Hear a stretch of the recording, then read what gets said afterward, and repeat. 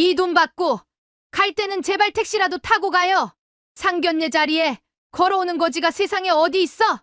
예비 시어머니가 던진 돈 뭉치가 차가운 바닥을 뒹굴어요. 시계를 내려다보던 은채의 어머니가 5분 만에 자리에서 일어나며 단호하게 말했죠.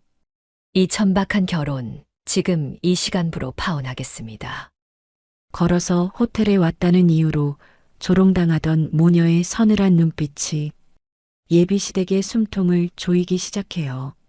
자신들이 발로 찬 복덩이가 거대한 산이었다는 사실을 그들은 과연 언제쯤 깨닫게 될까요? 시작하기 전에 무료로 눌러주시는 구독과 좋아요, 알림 설정은 똑순이 사랑방에 큰 힘이 됩니다. 지금 어디서 듣고 계신지 댓글 달아주세요. 그럼 지금부터 이야기를 시작하겠습니다. 쨍쨍하게 내리쬐는 오후의 햇살이 라온 호텔의 통유리창에 부딪혀 사방으로 부서져요. 지나가는 사람들의 눈이 부실 정도로 강렬한 빛이 쏟아지는 가운데 은채와 설아가 호텔 정문을 향해 나란히 발걸음을 옮깁니다. 두 사람은 화려한 장식 하나 없는 수수한 면바지에 깨끗하게 다린 셔츠 차림으로 마치 가벼운 동네 산책이라도 나온 듯한 모습이죠.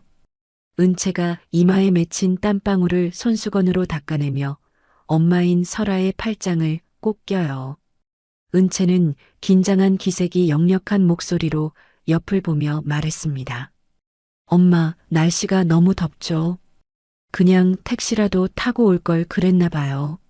설아가 은채의 손등을 가볍게 두드리고 인자하게 웃으며 대답했어요. 아니야, 은채야. 오랜만에 우리 딸이랑 손잡고 이 길을 걷고 싶었어. 걷다 보면 차 안에서는 못 보던 꽃들도 보이고 얼마나 좋니? 설아는 평소와 다름없이 차분한 목소리로 은채를 안심시켰지만 은채의 눈동자에는 여전히 설렘과 걱정이 뒤섞여 일렁이고 있어요. 호텔 정문 앞에 다다랐을 때 요란한 타이어 마찰 소리를 내며 은색 외제차 한 대가 두 사람의 앞을 가로막듯 멈춰 섰습니다.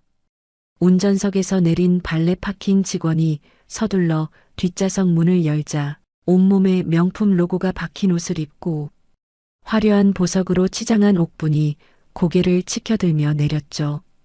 옥분은 차에서 내리자마자 코끝을 찡그리며 손부채질을 하더니 자기 앞을 지나가던 은채와 설아를 아래 위로 훑어봤어요. 옥분이 들고 있던 자동차 열쇠를 은채의 발등 위로 툭 떨어뜨리며 짜증 섞인 목소리로 외쳤습니다. 어머, 미안해서 어쩌나. 사람인 줄 몰랐네. 상견례 자리에 차도 없이 이 뙤약볕에 걸어오는 사람들이 있을 줄은 꿈에도 몰랐거든. 옥부는 은채의 발등에 맞고 바닥으로 떨어진 열쇠를 줍지도 않은 채 설아의 얼굴을 빤히 쳐다보며 비웃음을 날렸어요. 은채는 당혹스러운 표정으로 얼른 허리를 숙여 바닥에 떨어진 열쇠를 주워들었죠. 은채가 옥분에게 열쇠를 건네며 조심스럽게 인사를 건넸습니다. 어머니, 미리 와 계셨네요. 저희가 조금 늦었나요? 옥분은 은채가 건네는 열쇠를 낚아채듯 뺏어들고 자기 가방에 쑤셔 넣으며 쏘아붙였어요. 너희 집에는 차가 한 대도 없니? 아무리 그래도 그렇지. 사돈 될 사람들 처음 만나는 자리에 땀범벅이 돼서 걸어오다니. 우리 기태가 평소에 너를 어떻게 입히고 다녔길래 꼴이 이 모양이야? 옥부는 마치 더러운 것이라도 본 듯 은채의 셔츠 소매를 손가락 끝으로 툭 치며 말을 이었습니다. 설아는 옥분의 무례한 행동에도 눈 하나 깜짝하지 않고 조용히 지켜봤죠. 설아가 옥분의 눈을 똑바로 응시하며 차분하게 입을 열었습니다. 날씨가 좋아서 딸아이와 대화를 나누며 걷고 싶었습니다. 건강에도 좋고 기분도 상쾌해지더군요. 설아의 목소리는 낮고 평온했지만 그 안에는 옥분의 기세에 전혀 눌리지 않는 단단함이 서려 있었어요. 옥분은 설아의 대답이 어이가 없다는 듯 코웃음을 치며 호텔 안으로 평평 걸어 들어갔죠. 호텔 내부로 들어서자 에어컨에 찬 공기가 두 사람의 살결에 닿았습니다. 안내 직원의 인도를 받아 호텔 최상층에 위치한 비밀스러운 VIP룸으로 들어서니 이미 기태와 그의 아버지 상만이 거드름을 피우며 자리에 앉아 있었어요. 상만은 은채와 설아가 들어오는 것을 보고도 자리에서 일어나기는커녕 찻잔을 만지작거리며 삐딱한 시선으로 두 사람을 맞이했죠. 상만이 찻잔을 탁자에 소리나게 내려놓으며 거만한 말투로 물었습니다. 그래, 은채 양 아버지는 일찍 돌아가셨다고 들었는데 지금 사는 집은 전세인가요? 아니면 월세인가요? 상만의 질문은 인사도 생략된 채 다짜고짜 상대의 형편을 떠보는 무례한 것이었어요. 옆에 앉아있던 기태는 은채의 표정이 어두워지는 것을 보고도 모른 척하며 오히려 은채의 손을 식탁 아래서 꽉 움켜쥐었죠. 기태가 은채의 귓가에 낮은 목소리로 속삭이듯 말했습니다. 은채야, 우리 아버지 성격 알잖아. 그냥 솔직하게 말씀드리고 결혼하면 우리 집 수준에 맞게 살겠다고 약속해. 기태의 말은 위로가 아니라 오히려 은채의 가슴에 비수를 꽂는 소리였어요. 은채는 자신의 편이 되어줄 줄 알았던 기태마저 시댁의 오만함에 동조하는 것을 보고 잡힌 손을 거칠게 뿌리치고 싶은 충동을 간신히 억눌렀습니다. 옥분이 다시 대화의 주도권을 잡으려는 듯 목소리를 높였죠. 세상에 요즘 같은 시대에 차 한 대 뽑을 돈이 없어서 상견례장에 걸어오는 집안이라니.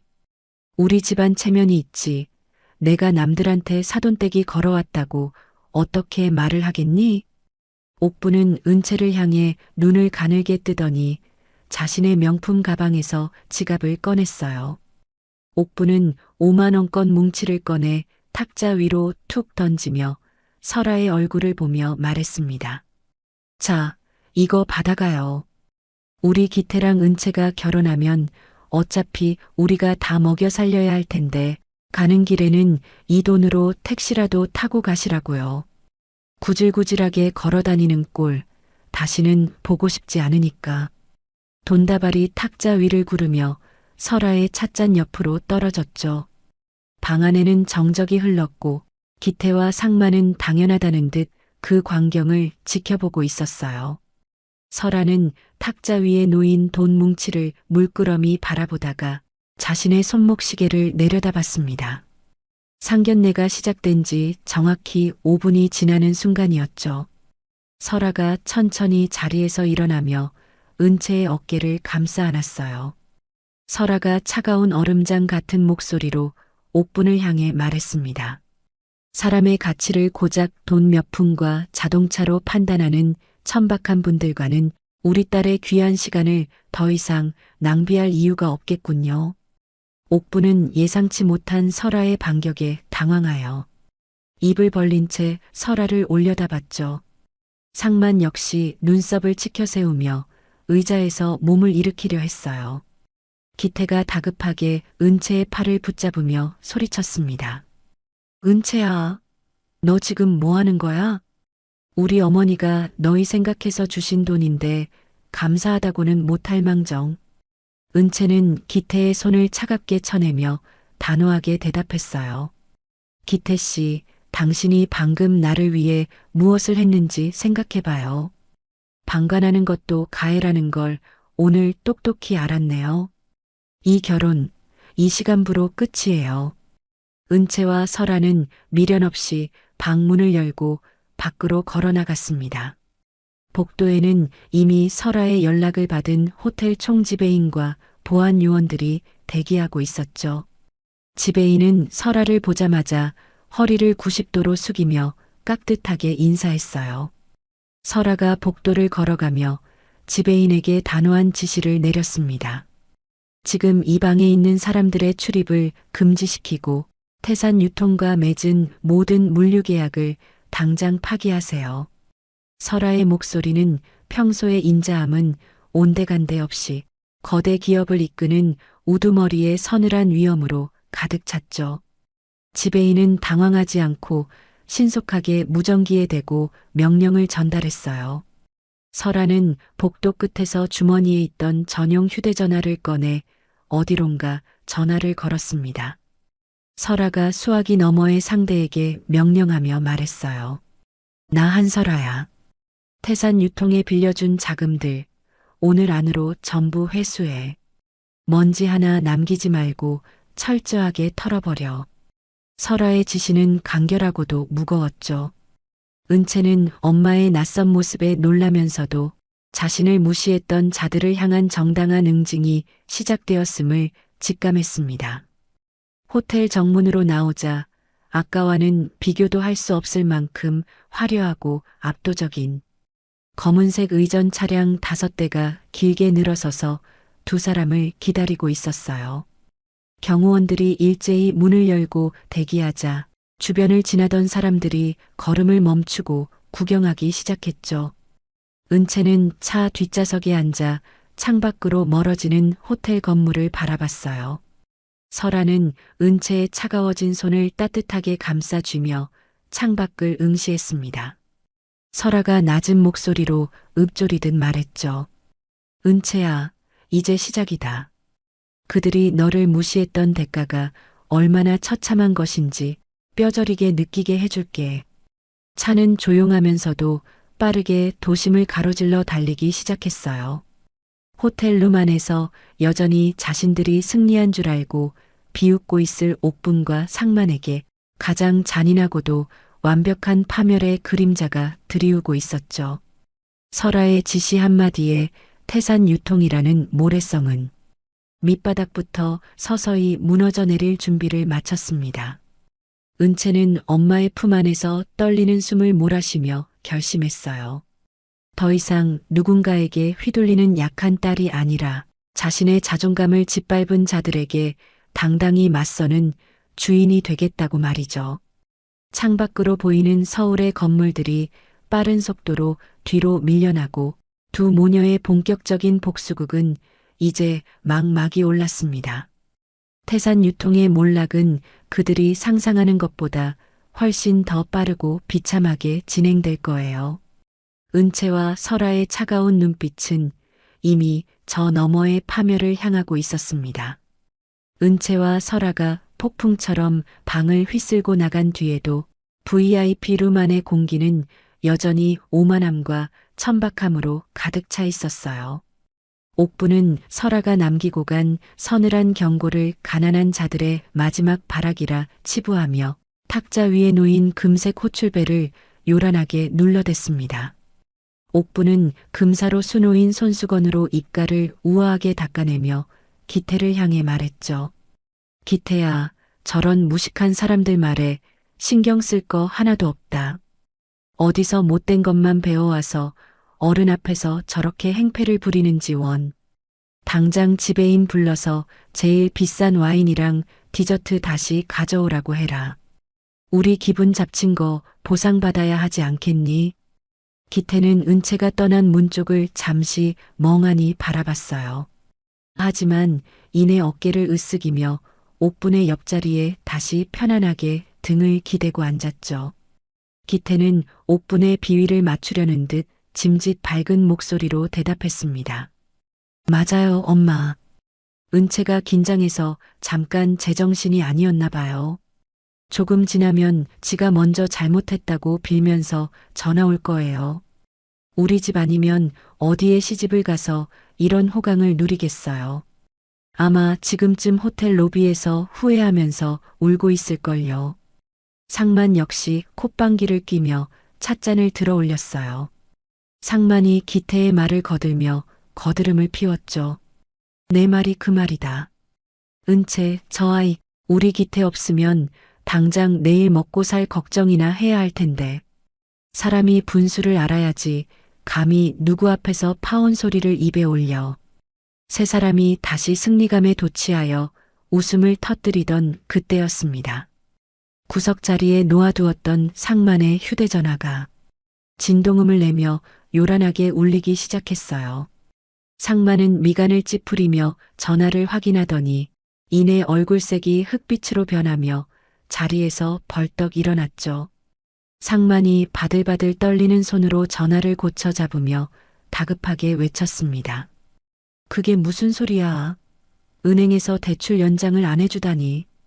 당장 내일이 만기인데 지금 원금을 전부 갚으라는 게 말이 돼? 지점장 연결해.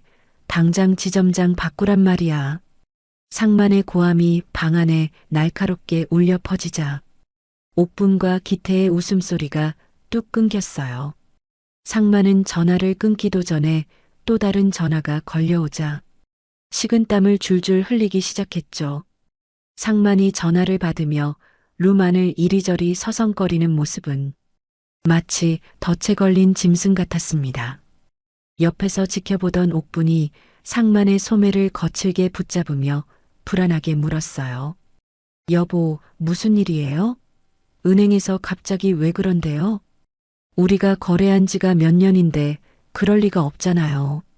상만은 옥분의 손을 귀찮다는 듯 거칠게 뿌리치며 탁자를 주먹으로 쾅 내리쳤죠. 상만이 거친 숨을 몰아쉬며 기태와 옥분을 번갈아 보고 소리쳤습니다. 은행뿐만이 아니야. 우리 회사 주거래처인 설원 물류에서도 지금 당장 모든 계약을 해지하겠다고 통보가 왔단 말이야. 물류가 막히면 우리 회사는 하루도 못 버티고 부도가 난다고. 이게 도대체 어떻게 된 일이야? 방 안의 공기가 순식간에 차가운 공포로 뒤덮였어요. 상만이 정신없이 전화를 돌리는 사이 룸문이 거칠게 열렸죠. 호텔 총지배인이 건장한 보안 요원 2명을 대동하고 방 안으로 들어왔습니다. 지배인의 얼굴에는 아까의 공손함은 찾아볼 수 없었어요. 오히려 범죄자를 취조하는 형사처럼 차갑고 사무적인 표정뿐이었죠. 지배인이 상만 앞에 서서 짧게 목례하며 말했습니다. 고상만 대표님, 죄송하지만 지금 즉시 이 방에서 나가주셔야겠습니다.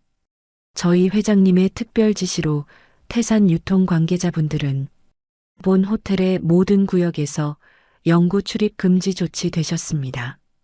옥분이 자리를 박차고 일어나 지배인의 가슴팍을 사정없이 밀치며 소리를 질렀어요.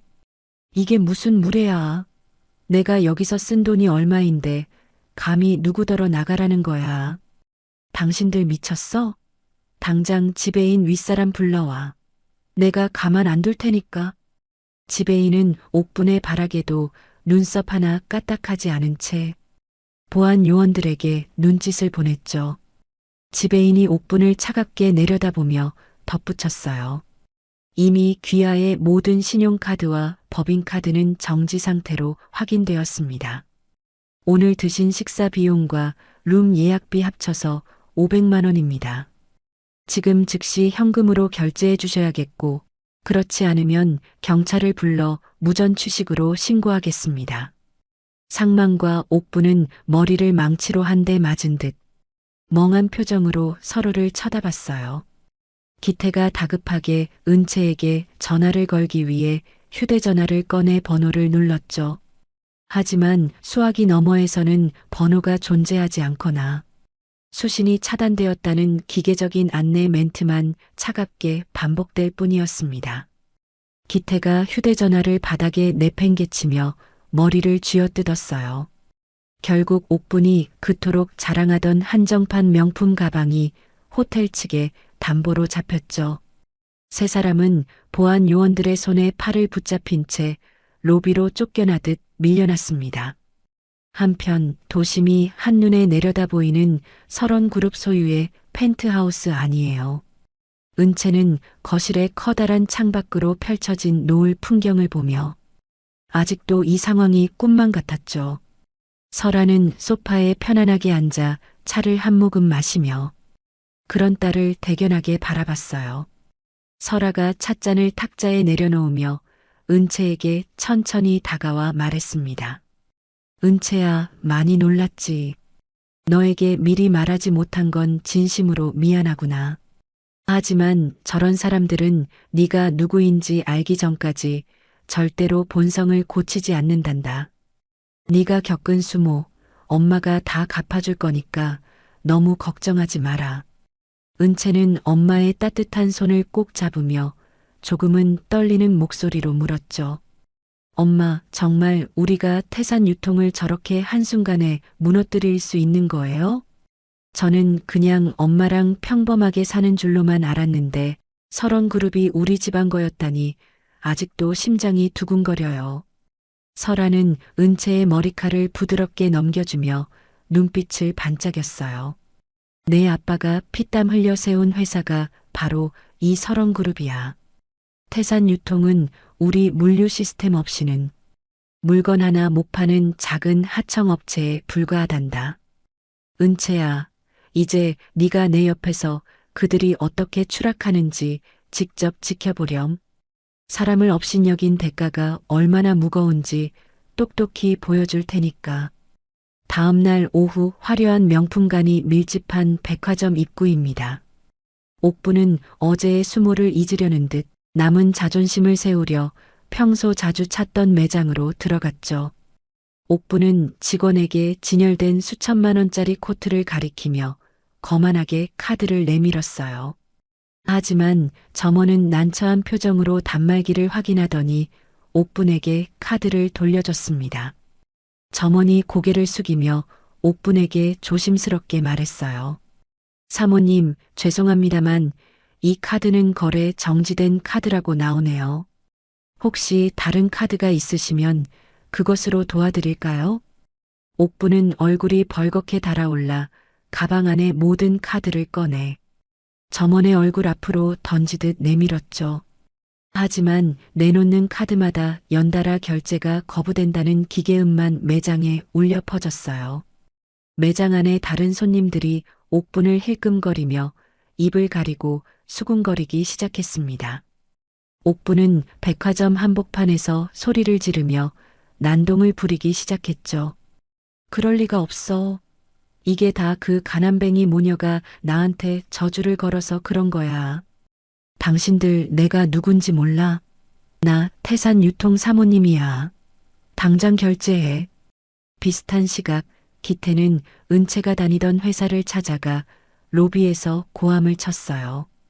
기태는 은채가 나타나면 무릎이라도 꿇려 사과하게 만들고 다시 붙잡아서 집안을 살려내라고 협박할 작정이었죠.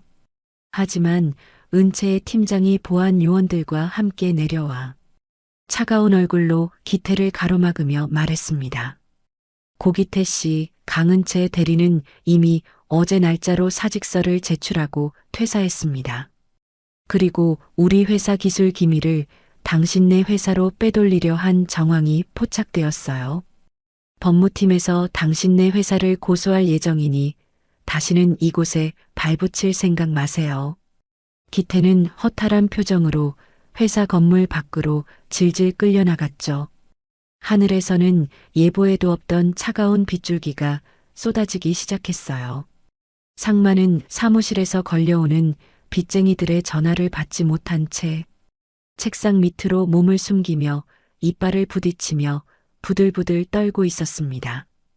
그들의 화려했던 삶은 마치 빗물에 젖은 종이장처럼 속절없이 무너져 내리고 있었죠. 설아의 지시를 받은 법무팀은 이미 태산 유통의 장부를 낱낱이 파헤치고 있었어요. 언론사 사회부 기자들에게는 태산 유통의 하도급 갑질과 수년간 저질러온 세금 포탈 정황이 담긴 문건들이 익명으로 배달되었습니다.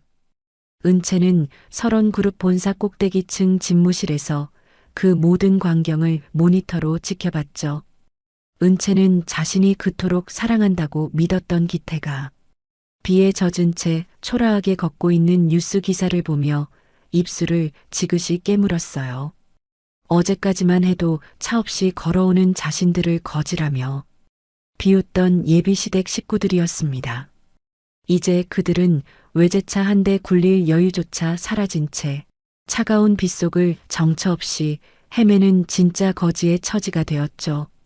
설아는 딸의 어깨 위에 손을 올리며 창밖에 거센 빗줄기를 바라봤어요.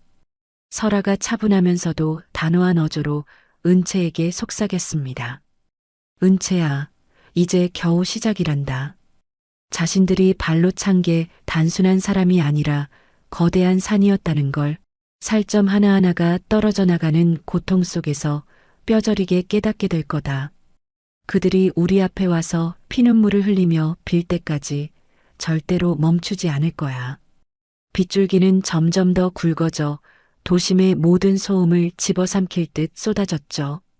상견례장 호텔방에서 시작된 작은 분노의 불꽃은 어느새 태산 유통이라는 거대한 악을 태워버릴 맹렬한 불길이 되어 타오르고 있었어요. 은채와 설아의 눈동자에는 슬픔 대신 차가운 정의의 불꽃이 일렁였습니다. 졸부들의 몰락을 알리는 전주곡은 이제 막 웅장한 소리를 내며 시작되었죠. 세상은 다시 한번 주인이 누구인지 똑똑히 알게 될 거예요. 도심 외곽의 낡고 어두운 건물 지하에는 자욱한 담배 연기가 안개처럼 깔려 있어요. 한때 촉망받는 기업의 후계자였던 기태는 이제 구겨진 와이셔츠 차림으로 낡은 가죽 소파 끝에 걸터 앉아 연신 손톱을 깨물고 있습니다. 방 안쪽에서 육중한 의자가 천천히 돌아가며 얼굴에 깊은 흉터가 있는 사채업계의 대부 마석구가 모습을 드러냈죠. 마석구는 길게 타들어가는 담배를 재떨이에 비벼 끄며 기태를 빤히 응시했어요. 마석구가 가래 끓는 목소리로 비릿한 웃음을 지으며 물었습니다. 고기태 씨, 우리 같은 사람들은 냄새를 아주 잘 맡거든. 지금 당신 몸에서 나는 이 지독한 패배의 냄새 말이야. 그래, 그 잘나가던 태산 유통이 하루아침에 무너지니까 앞이 캄캄한가. 기태는 마석구의 서늘한 눈빛에 압도되어 마른 침을 꿀꺽 삼키며 대답했죠. 시키는 건 뭐든 하겠습니다. 그 여자들 때문에 우리 아버지는 쓰러지기 일보 직전이고 엄마는 제정신이 아니에요. 제발 그 모녀를 지옥으로 보낼 수만 있다면 영혼이라도 팔겠습니다. 방법이 있습니까? 제발 알려주세요. 기태의 목소리는 분노와 절망이 뒤섞여 비참하게 떨리고 있었어요. 마석구는 기태의 비굴한 모습이 만족스러운 듯 탁자 위로 몸을 쑥 내밀었죠. 마석구가 금고에서 누렇게 빛바랜 사진 몇 장을 꺼내 탁자 위에 펼쳐놓으며 말을 이었습니다. 은채의 아버지가 죽기 전에 남긴 비밀 장부가 하나 있을 거야. 그걸 찾아오면 당신 집 빚은 물론이고 설원그룹의 목줄을 쥐게 해주지. 그게 바로 당신이 다시 외제차 타고 떵떵거릴 수 있는 유일한 열차표야. 어때? 한번 해보겠나? 아니면 그냥 이대로 길거리에서 굶어 죽을 텐가? 기태는 사진 속 은채의 얼굴을 증오 섞인 눈으로 쏘아보며 주먹을 불끈 쥐었어요. 기태가 이빨을 득득 깔며 마석구에게 외쳤습니다. 찾아오겠습니다. 그게 어디에 있든 은채의 심장을 도려내는 한이 있어도 찾아낼게요. 그 장부만 있으면 정말 우리 집 다시 살릴 수 있는 거죠? 마석구는 대답 대신 기태의 어깨를 툭툭 치며 음흉하게 웃었죠. 비슷한 시각 인천공항 입구에는 한눈에 봐도 범상치 않은 체격의 남자가 서 있어요. 검은색 코트를 어깨에 걸치고 선글라스를 쓴 한도준은 특수부대 출신다운 절도 있는 걸음걸이로 입국장을 빠져나왔습니다. 한도준은 미리 마중 나와 있던 비서에게 서류 가방을 건네받으며 차갑게 물었죠. 누님과 은채는 무사합니까? 태산 유통이라는 하찮은 곳이 감히 우리 가족을 건드렸다고 들었습니다. 그놈들 지금 어디서 뭘 하고 있습니까? 비서가 차 문을 열며 한도준에게 공손하게 대답했어요. 현재 설아 회장님께서 태산 유통을 압박하고 계시지만 사채업자 마석구가 개입하면서 상황이 조금씩 꼬이고 있습니다. 특히 은채 아가씨를 노리는 움직임이 포착되고 있습니다. 한도준은 선글라스를 벗어 주머니에 넣으며 매서운 눈빛을 빛냈죠. 한도준은 차 뒷좌석에 앉아 은채의 아버지가 남긴 낡은 일기장을 펼쳐들었어요. 한도준이 창밖을 응시하며 낮은 목소리로 음조리듯 말했습니다. 누님은 법과 정의를 믿으시겠지만 나는 내 방식대로 끝내겠습니다. 우리 매형을 죽음으로 몰아넣었던 자들이 아직 살아있다는 게 놀랍군요. 그들의 숨통을 끊어놓는 건 법전이 아니라 바로 내 손이 될 겁니다. 며칠 뒤 저녁, 은채는 홀로 집으로 돌아가는 길에 누군가 자신을 미행한다는 느낌을 받았죠. 어두운 골목길을 지날 때마다 들려오는 규칙적인 발소리에 은채의 심장이 요동쳤어요. 그때 전신주 뒤에서 기태가 갑자기 나타나 은채의 앞을 가로막았습니다. 기태는 예전의 다정한 모습은 온데간데 없이 눈이 휑하게 패인 몰골로 은채의 양어깨를 강하게 움켜잡았죠. 기태가 은채의 얼굴 가까이 자신의 얼굴을 들이밀며 소리쳤어요. 은채야, 제발 나 좀 살려줘. 네가 설원그룹 딸이라는 거 이제 다 알았으니까 우리 예전으로 돌아가자. 내가 다 잘못했어. 엄마가 했던 말들도 다 취소할게. 네가 엄마한테 말해서 우리 집 지원 좀 해주면 안 될까? 은채는 기태의 몸에서 나는 지독한 담배 냄새와 광기에 질려 그를 강하게 밀쳐냈습니다. 은채가 차가운 시선으로 기태를 바라보며 단호하게 대답했어요. 기태 씨, 우리 사랑은 상견례 날 그 호텔룸에서 당신이 방관할 때 이미 죽었어요. 이제 와서 사랑을 구걸하는 게 정말 구역질 나고 끔찍하네요. 내 몸에 손대지 마세요. 더 이상 내 앞에 나타나면 경찰에 신고할 거예요. 기태는 은채의 거절에 얼굴을 흉측하게 일그러뜨리며 다시 달려들었죠. 네가 감히 나를 버려? 내 아빠가 남긴 장부 그거 어디 있어? 그거 당장 내놓으란 말이야. 그거 없으면 나 죽는단 말이야. 은채는 기태의 횡설수설하는 모습에 겁이 났지만 침착하게 주머니 속 호신용 스프레이를 꺼내 들었어요. 은채가 뒤로 물러나며 기태를 향해 외쳤습니다. 장부라니, 그게 무슨 소리예요? 미쳤으면 곱게 미쳐요. 당장 비키지 않으면 쏠 거예요. 비키라고요. 은채는 기태가 주춤하는 사이 빠른 걸음으로 골목을 빠져나와 큰 길로 달려나갔죠. 다음 날 아침 설원그룹 본사 로비에는 평화 대신 폭풍이 몰아쳤어요. 마석구가 매수한 부패한 검찰 수사관들이 수십 명이나 들이닥쳤습니다. 그들은 설아의 집무실 문을 거칠게 발로 차며 들어와 압수수색 영장을 내밀었죠. 수사관 중 한 명이 설아의 책상 위에 있던 서류들을 바닥으로 쓸어버리며 말했어요. 한설아 회장님, 당신을 공금 횡령 및 비자금 조성 혐의로 긴급 체포합니다. 이미 모든 증거가 확보되었으니 순순히 수갑차고 따라오시는 게 좋을 겁니다. 설아는 갑작스러운 상황에도 당황하지 않고 천천히 자리에서 일어났습니다. 하지만 수사관들이 설아의 가느다란 손목에 차가운 수갑을 채우는 순간 밖에서 달려온 은채는 비명을 지르며 엄마를 향해 달려갔죠. 은채가 수사관의 팔을 붙잡으며 울먹이는 목소리로 소리쳤어요. 이게 무슨 짓이에요? 우리 엄마가 무슨 잘못을 했다고 수갑까지 채워요? 당장 이거 풀어요. 우리 엄마는 아무 죄도 없단 말이에요. 설아는 수갑이 채워진 손을 뒤로 감추며 은채를 향해 부드럽게 미소 지었어요.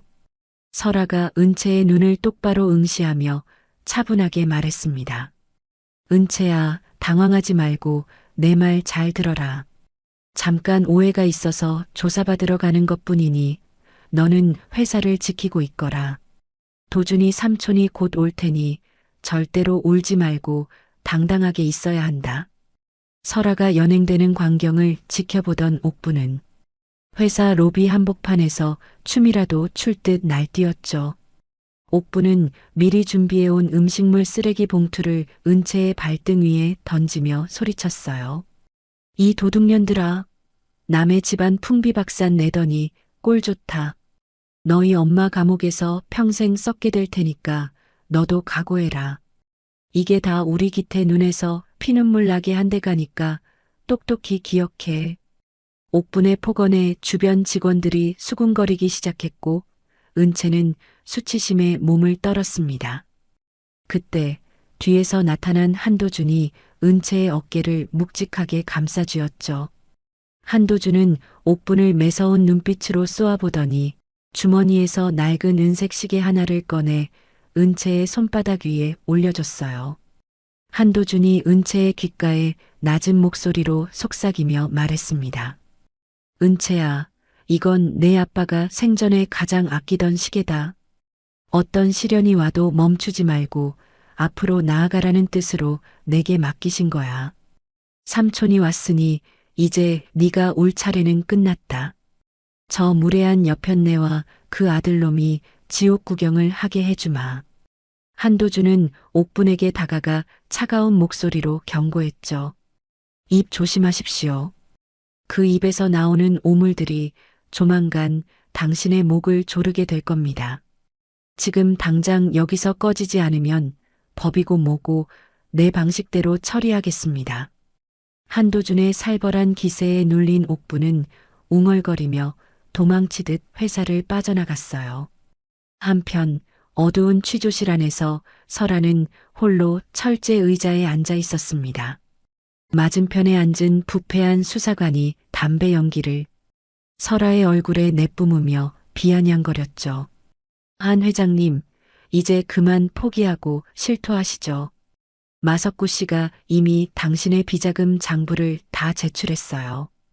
당신이 죽은 남편 명의로 돈 세탁했다는 거 우리가 모를 줄 압니까? 순순히 불면 형량이라도 줄여줄 텐데 왜 이렇게 고집을 부려요? 설아는 얼굴에 닿는 담배 연기에도 미동도 하지 않고 수사관을 빤히 쳐다봤어요. 설아가 입가에 옅은 미소를 띠며 차분하게 대답했습니다. 수사관님, 사냥개는 주인을 잘 골라야 하는 법입니다. 지금 당신이 물고 있는 게 고기가 아니라 뜨거운 숯덩이라는 걸 곧 알게 될 텐데 그때 가서 입안이 다 타버려도 나를 원망하지 마십시오. 내 딸과 동생이 지금 밖에서 당신의 목줄을 찾고 있을 테니까요. 설아의 목소리는 취조실의 차가운 벽에 부딪혀 서늘하게 울려 퍼졌죠. 밖에서는 마석구가 기태를 옆에 끼고 비릿한 웃음을 지으며 설원그룹의 주가가 폭락하는 전광판 화면을 지켜보고 있었어요. 기태는 이제 다 끝났다며 샴페인을 터뜨리려 했지만 마석구의 눈은 이미 설원그룹이라는 거대한 먹잇감을 통째로 삼킬 탐욕으로 번들거렸습니다. 보이지 않는 곳에서 한도준과 은채의 반격이 시작되고 있다는 사실을 그들은 아직 꿈에도 모른 채 승리의 축배를 들 준비를 하고 있었죠. 어두운 구름이 설원그룹 위를 덮고 있었지만 그 구름 뒤에는 더 강력한 번개를 품은 폭풍우가 태산 유통을 향해 몰려오고 있었어요. 은채는 아빠의 시계를 꽉 움켜쥐며 결연한 눈빛으로 창밖을 바라봤습니다. 엄마인 설아가 수갑을 찬 채 검찰청 안으로 끌려 들어간 뒤 은채는 차가운 대리석 복도 의자에 홀로 앉아 끊임없이 떨리는 손을 맞잡았어요. 복도 끝에서 불어오는 서늘한 바람은 은채의 얇은 셔츠를 파고들었고 유리창을 때리는 빗소리는 마치 은채의 심장을 채찍질하는 소리처럼 들려왔습니다. 은채는 절망적인 마음으로 고개를 떨군 채 아빠가 남겨주신 시계의 초침 소리에만 집중하며 간절히 기도를 올렸죠. 그때 멀리서 낡은 운동화가 바닥을 구르는 소리가 들리더니 누군가 은채의 어깨 위에 따뜻한 외투를 덮어주며 곁에 앉았어요. 은채가 고개를 들자 그곳에는 어린 시절 은채를 지켜주겠노라 약속했던 초등학교 동창이자 천재적인 해커로 성장한 제이가 서 있었습니다. 제이가 은채의 젖은 머리카락을 조심스럽게 쓸어 넘겨주며 낮은 목소리로 속삭였죠. 은채야, 늦어서 미안해. 내 소식 듣자마자 마석구 그 인간이 쓰는 서버부터 통째로 털어버렸어. 너까지 기운 잃으면 설아 아주머니는 정말 큰일 나. 내가 찾은 거 한번 볼래? 이게 바로 네가 기다리던 희망이 될 거야. 은채는 제이가 건네는 캔커피의 온기를 느끼며 억눌렀던 눈물을 터뜨렸어요. 은채가 제이의 소매를 붙잡으며 간절한 눈빛으로 대답했습니다. 제이야, 정말 고마워. 나 정말 아무것도 못하고 엄마가 죄인 취급받는 걸 지켜만 봐야 하는 줄 알았어. 우리 엄마 평생 남한테 해끼친 적 없는 분인 거 너도 잘 알잖아. 마석구랑 그 예비시댁 식구들, 내가 절대로 가만두지 않을 거야. 그들이 꾸민 이 추악한 연극을 내가 직접 끝내버리고 싶어. 제이는 자신의 노트북을 펼쳐 은채의 눈앞에 가져다 대며 자신만만한 미소를 지었죠. 화면에는 마석구와 태산 유통의 고상만이 주고받은 은밀한 문자 메시지와 비자금 세탁 경로가 복잡한 그물망처럼 얽혀 있었어요. 제이가 화면 속 특정 문구를 가리키며 손가락으로 툭툭 치며 설명했습니다. 이것 봐, 마석구가 수사관들에게 뇌물을 먹인 날짜랑 계좌번호까지 다 잡혔어. 그리고 설아 아주머니에게 덮어씌운 횡령 장부가 사실은 마석구가 가짜로 만든 파일이라는 증거도 확보했지. 이걸 검찰에 들이밀면 아주머니는 지금 당장이라도 걸어 나오실 수 있어.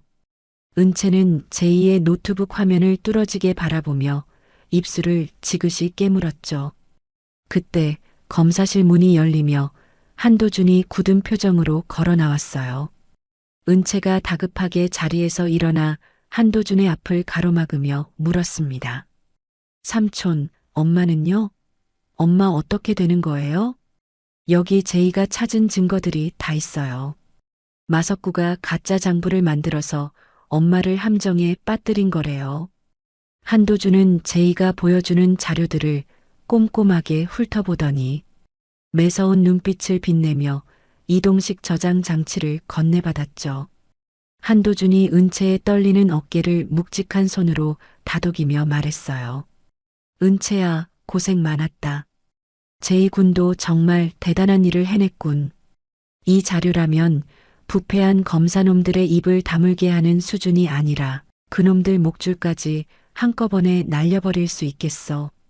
내가 지금 당장 차장검사 방으로 가서 단판을 지을 테니 너는 여기서 엄마 맞이할 준비나 하고 있거라.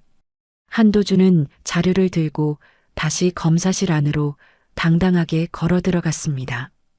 잠시 뒤 안에서 고성이 오가더니 수사관들이 당황하며 서류 뭉치를 들고 분주하게 움직이는 소리가 복도까지 새어나왔죠. 은채는 기적 같은 상황에 가슴을 쓸어내리며 제이의 손을 꼭 잡았어요. 얼마나 시간이 흘렀을까 굳게 닫혔던 철문이 열리며 수척해진 모습의 설아가 교도관의 안내를 받으며 밖으로 걸어 나왔습니다. 은채는 비명을 지르며 엄마를 향해 달려가 품에 안겼죠. 엄마, 정말 괜찮은 거예요? 나 정말 엄마 잘못되는 줄 알고 얼마나 무서웠는지 몰라요. 제이랑 삼촌이 증거 다 찾아서 이제 다 해결됐어요. 설아는 은채의 등을 부드럽게 쓸어내리며 깊은 안도의 한숨을 내쉬었어요. 설아가 은채의 얼굴에 묻은 눈물을 닦아주며 차분하게 말했습니다. 그래, 은채야.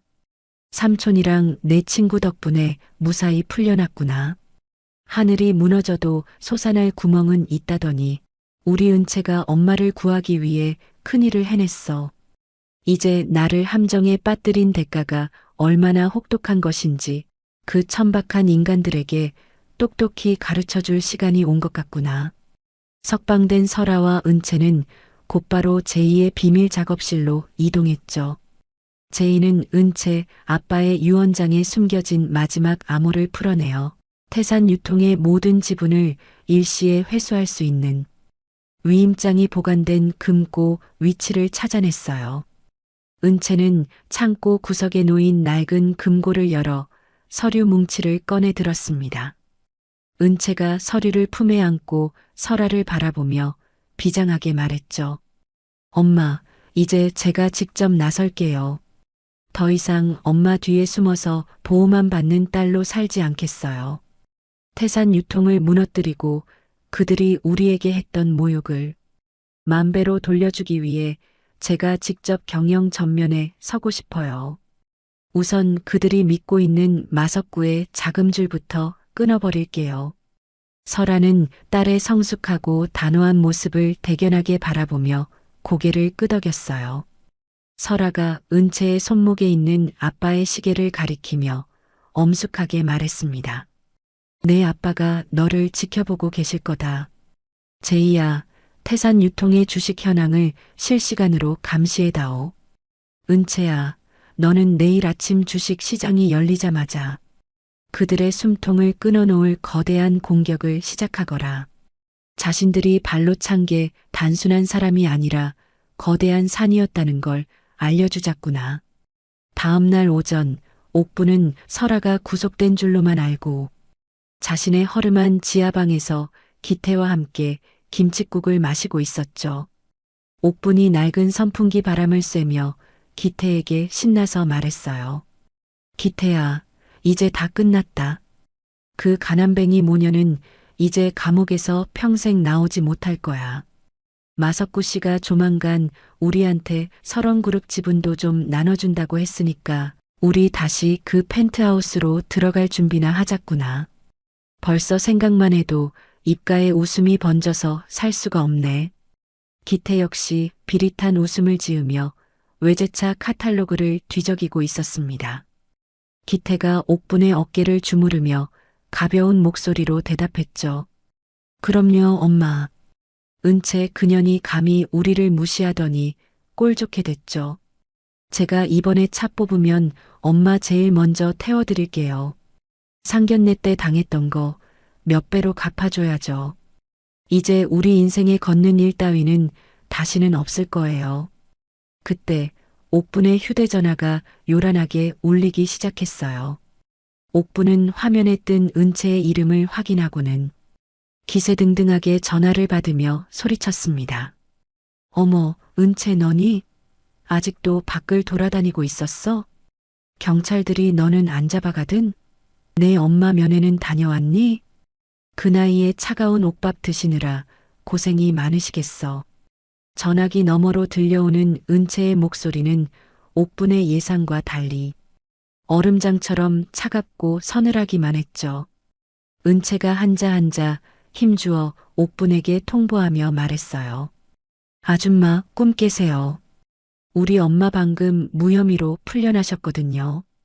오히려 지금 검찰에 끌려가고 있는 건 당신들이 믿던 마석구와 당신들 회사를 사기로 집어삼키려던 수사관들이에요. 그리고 지금 당장 텔레비전 뉴스 좀 보시죠. 당신네 태산 유통이 누구 손으로 넘어갔는지 똑똑히 확인하라고요. 옥부는 전화를 든 채 사색이 되어 낡은 텔레비전을 켰습니다. 뉴스 화면에는 태산 유통의 주식이 설원그룹에 의해 적대적 인수가 완료되었다는 속보가 긴박하게 흐르고 있었죠. 상만이 운영하던 회사의 간판이 내려가고 설원그룹의 로고가 붙는 광경이 화면 가득 비춰졌어요. 기태는 들고 있던 카탈로그를 바닥에 떨어뜨린 채 바르르 떨기 시작했습니다. 은채는 전화기를 귀에 댄 채 펜트하우스 창밖을 내려다보며 말을 이어갔죠. 이제 당신들이 길거리에 나앉을 시간이에요. 걸어오는 게 가난해 보인다고요? 이제는 걷고 싶어도 다리에 힘이 풀려서 못 걷게 만들어 줄게요. 당신들이 비웃었던 우리 엄마와 나의 방식, 이제부터 시작이니까. 절대로 정신 잃지 말고 똑똑히 지켜보세요. 옥부는 전화기를 떨어뜨리고 바닥에 주저앉아 오열하기 시작했어요. 기태는 옥분의 비명소리를 들으며 머리를 쥐어뜯었지만 이미 늦은 후였죠. 절망 속에서 만난 제이라는 희망과 한도준의 결단력 그리고 은채의 차가운 분노가 합쳐져 거대한 반격의 파도를 만들어냈어요. 태산 유통이라는 모래성은 이제 완전히 파도에 휩쓸려 흔적도 없이 사라졌습니다. 은채는 전화를 끊고 옆에 서 있는 설아를 향해 환하게 미소 지었죠. 설아는 딸의 손을 꼭 잡으며 부드러운 눈빛으로 은채를 응시했어요. 설아가 은채의 용기에 박수를 보내며 따뜻하게 말했습니다. 은채야, 정말 장하구나. 이제 우리가 잃어버렸던 모든 것들을 제자리로 돌려놓을 때다. 진정한 품격이 무엇인지 저들에게 남은 인생 동안 똑똑히 보여주자꾸나. 세상은 가진 자가 아니라 지키는 자의 것이라는 걸 말이야. 제이는 노트북을 덮으며 두 모녀를 향해 엄지손가락을 치켜 세웠죠. 어두웠던 밤은 가고 창밖으로는 어느덧 찬란한 아침 해가 떠오르고 있었어요. 은채와 설아의 눈동자에는 더 이상 눈물이 아닌 승리자의 당당함과 새로운 미래를 향한 희망이 가득 차올랐습니다. 몰락의 끝에서 시작된 이들의 반격은 이제 가장 화려한 성공의 정점을 향해 거침없이 나아가고 있었죠. 태산 유통 일가족의 절규는 도심의 소음 속으로 허망하게 흩어져 갔어요. 태산 유통의 운명을 결정지을 임시 주주총회가 열리는 날 아침, 강남 한복판에 위치한 본사 강당 앞은 이른 시간부터 취재진과 몰려든 인파로 북새통을 이루었어요. 검은색 대형 세단에서 내린 상마는 빳빳하게 풀을 먹인 셔츠 깃을 고쳐 세우며 자신을 향해 터지는 플래시 세례를 마치 훈장이라도 되는 양 거만하게 받아냈습니다. 옆에 선 옥부는 보란듯이 가장 아끼던 악어 가죽 가방을 팔에 걸고 번쩍이는 다이아몬드 반지를 낀 손으로 입가를 가리며 비릿한 웃음을 지었죠. 옥분이 강당 입구에 레드카펫을 밟으며 상만의 귀에 대고 의기양양하게 속삭였어요. 여보, 오늘만 지나면 그 건방진 모녀는 영영 끝이에요. 마석구 씨가 지분 정리를 다 끝냈다고 확답을 줬으니 이제 우리가 설원그룹의 주인 자리에 앉는 것도 시간 문제 아니겠어요? 상만이 구두 굽소리를 요란하게 내며 강당 안으로 위풍당당하게 들어서며 대답했습니다. 당연하지. 감히 우리 태산 유통을 건드린 대가가 얼마나 무서운 것인지 오늘 이 자리에 모인 주주들 앞에서 똑똑히 본때를 보여줄 거야. 그 가난뱅이 모녀, 지금쯤 검찰청 구석진 방에서 서로 붙잡고 질질 짜며 후회하고 있겠지. 상만과 옥부는 강당 정중앙에 마련된 상석에 앉아 자신들을 지켜보는 주주들을 향해 마치 왕이라도 된 듯 거만한 시선을 보냈죠. 하지만 주총 시작을 알리는 종소리가 날카롭게 울려 퍼지는 순간 강당 뒷문이 부서질 듯 활짝 열리며 은채가 당당한 발걸음으로 들어섰어요. 은채는 상견례 때의 수수했던 모습은 흔적조차 찾을 수 없을 만큼 최고급 남색 정장에 아빠의 유품인 은색 시계를 차고 좌중을 압도하는 기운을 내뿜었습니다. 은채가 수많은 사람의 시선을 한 몸에 받으며 단상 위로 성큼성큼 올라가 마이크를 잡았죠. 은채가 상만과 옥분을 뚫어지게 노려보며 단호한 목소리로 외쳤어요. 태산 유통의 주주 여러분, 그리고 관계자 여러분, 안녕하십니까? 저는 오늘 설원그룹의 공식 대리인이자 태산 유통의 지분 51%를 확보한 최대 주주로서 이 자리에 섰습니다. 강당 안은 순식간에 찬물을 끼얹은 듯 정적이 감돌았고 상만은 믿기지 않는 소리에 얼굴이 붉게 달아올라 자리에서 벌떡 일어났어요. 상만이 덜덜 떨리는 손가락으로 은채를 가리키며 삿대질을 하고 소리를 질렀습니다. 네가 여기가 어디라고 감히 나타나서 헛소리를 짓거려.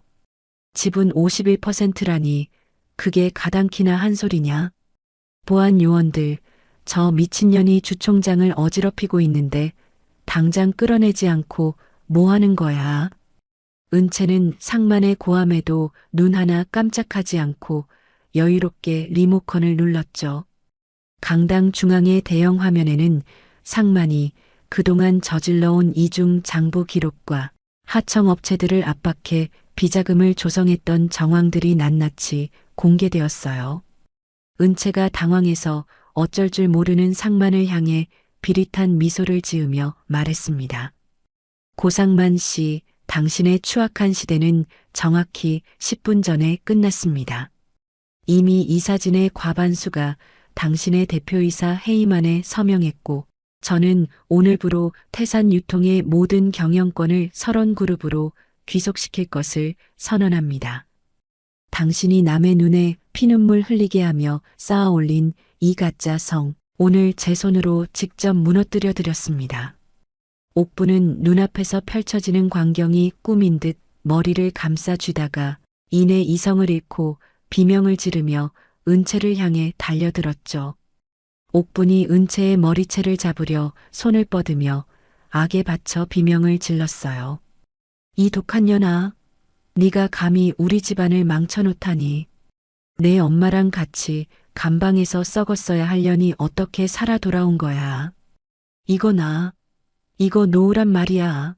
내 집 돌려내. 대기하고 있던 한도준의 보안팀 요원들이 순식간에 옥분을 가로막아 제압했습니다. 한도준이 옥분의 팔을 뒤로 꺾어 고정하며 서늘한 목소리로 경고했죠. 입 조심하십시오. 지금 이 모든 추태는 실시간으로 녹화되고 있으며 당신이 내뱉는 천박한 말 한마디가 추가 고소의 명확한 증거가 될 겁니다. 조용히 나가는 게 그나마 남은 인간으로서의 도리를 지키는 길일 텐데요. 옥부는 보안 요원들에게 질질 끌려나가며 강당 바닥을 발로 차고 악담을 퍼부었어요. 상만 역시 다리에 힘이 풀려 주저앉아 멍하니 천장만 바라봤고, 그때 강당 뒷문을 열고 들어온 수사관들이 상만의 앞을 가로막았습니다. 형사가 상만의 손목에 차가운 수갑을 채우며 엄중하게 말했죠. 고상만 씨, 당신을 대규모 횡령 및 탈세 혐의로 긴급 체포합니다. 이미 모든 증거는 설원그룹 측으로부터 완벽하게 제출받았습니다. 변호사를 선임할 권리가 있으니 순순히 동행하시죠. 상만은 수갑찬 손을 가리려 애쓰며 비참한 몰락의 길로 끌려나갔어요. 강당 밖에서는 그동안 태산유통의 갑질에 시달렸던 사장님들이 상만과 옥분을 향해 분노 섞인 소금을 뿌리며 욕설을 퍼부었죠. 모든 소란이 정리된 후 설아는 은채의 손을 따뜻하게 감싸주며 환하게 웃었어요. 설아가 은채의 대견한 모습에 눈시울을 붉히며 다정한 목소리로 속삭였습니다. 은채야, 정말 고생 많았다. 저들이 너를 비웃던 그 호텔방에서 시작된 응어리가 오늘 네가 이룬 이 당당한 승리로 드디어 깨끗하게 씻겨나갔구나. 이제 무거운 짐은 삼촌에게 맡기고 우리 딸이 제일 좋아하는 밥이나 먹으러 가자. 두 모녀는 화려한 호텔 식사 대신 은채가 어릴 적부터 엄마와 자주 가던 낡고 허름한 시장 골목의 국밥집을 찾았죠.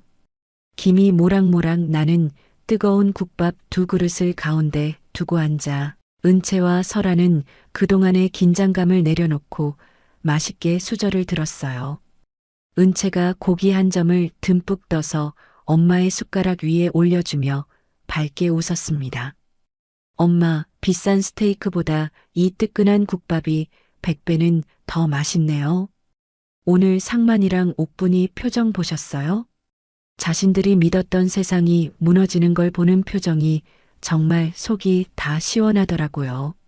설아가 국밥 국물을 한 모금 들이키고 깊은 안도의 한숨을 내쉬며 대답했죠. 그래, 사람을 외모와 차 한 대로만 판단하던 그들에게는 오늘의 몰락이 평생 뼈에 사무치는 교훈이 되었을 거다. 은채야, 진정한 복수는 그들을 파멸시키는 것으로 끝나는 게 아니야. 네가 그들보다 훨씬 더 품격 있고 행복하게 사는 모습을 보여주는 게 진짜 승리란다. 식사를 마친 두 사람은 제이와 만나 향후 자산 처리 계획을 논의했어요. 제이가 노트북 화면에 태산 유통에 남은 자산 처분 리스트를 띄우며 말했습니다. 은채야, 상만이네 집이랑 그동안 사들였던 외제차들 전부 압류 들어갔어. 거기서 환수된 돈으로 예전에 태산 유통한테 돈 떼었던 하청업체 사장님들 보상금부터 우선적으로 지급할 계획이야. 이게 바로 네가 원하던 정의로운 마무리 맞지? 은채는 제이의 손등을 가볍게 다독이며 고마운 마음을 전했죠. 응, 제이야. 정말 고마워. 우리 아빠가 하늘에서 보셨다면 정말 기뻐하셨을 거야. 부당하게 모은 재산은 다시 고통받던 사람들에게 돌아가야지. 그리고 마석구의 횡포에 눈물 흘렸던 상인들도 우리가 돌봐줘야 해. 비슷한 시각 옥분이 살던 호화빌라 입구에는 법원에서 나온 집행관들이 가득했어요.